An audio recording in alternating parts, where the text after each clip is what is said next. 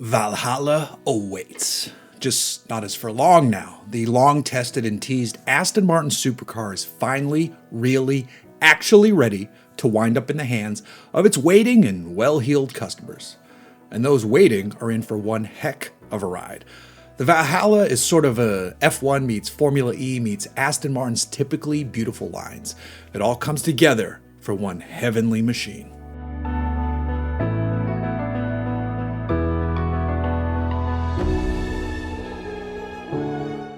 Valhalla started development in 2019 as a collaboration between Aston Martin and Red Bull. The first car was called the AM RB003 and is meant to sit between Valkyrie on the hierarchy of Aston insanity. Valkyrie, by the way, was codenamed AM RB001, and the Wild Valkyrie AMR Pro is AM RB002.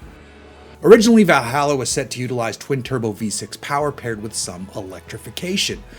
Aston Martin have ditched that powertrain though, and the Valhalla is motivated by a plug-in hybrid setup with a 4-liter twin-turbo V8 as the heart of it all. This is a flat plane crank V8 that's good for 817 horsepower all on its own. Aston Martin then adds in 2 electric motors out front and 1 out back. That rear one is incorporated into the 8-speed dual-clutch gearbox, while the front ones fill in torque holes, vector power as needed, can deliver EV-only driving, and actually serve as the reverse gear since the gearbox doesn't have one. When their powers combine, Valhalla has 1,064 horsepower and 811 pound-feet of torque. Aston says that's enough thrust to deliver a 0 to 62 mile per hour time of just 2.5 seconds, as well as an electronically limited top speed of 217 miles per hour. Why 217?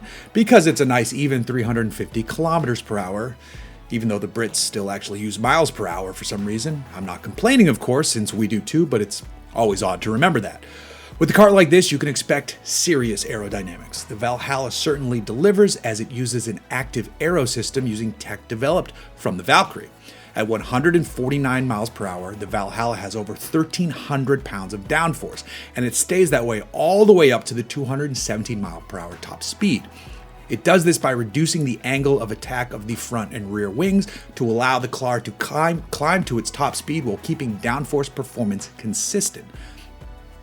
Since Aston Martin has a bit of F1 know-how, the car also has an automated DRS mode, so when you're in max attack and need more speed, the rear wing makes the car more slippery. But when you stomp on the carbon ceramic clamps, it becomes an air brake.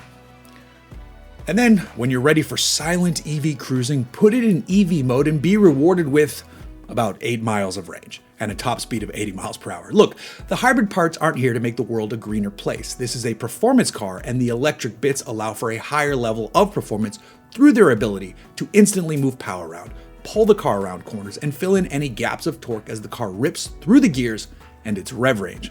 Plus, you could use the EV mode for quiet startups when you leave your mansion on your way to a track day. There's so much more to cover on this car, but I'm trying to give you a basic overview of it all. The press release is 23 pages long, and it's all engineering geekery covered up with Aston's typically dramatic descriptions. The gist is this: Aston Martin has created a truly wicked mid-engine plug-in hybrid supercar, and the name Valhalla is an awesome one. Aston Martin plans to build 999 units, and buyers can spec a painted body or leave it as exposed carbon.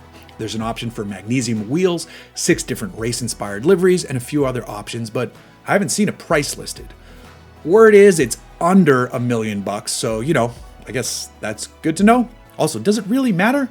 If all 999 aren't already sold, I'd be shocked. I just hope even a fraction of that ownership percentage pushes the Valhalla hard on a track and feels motoring heaven.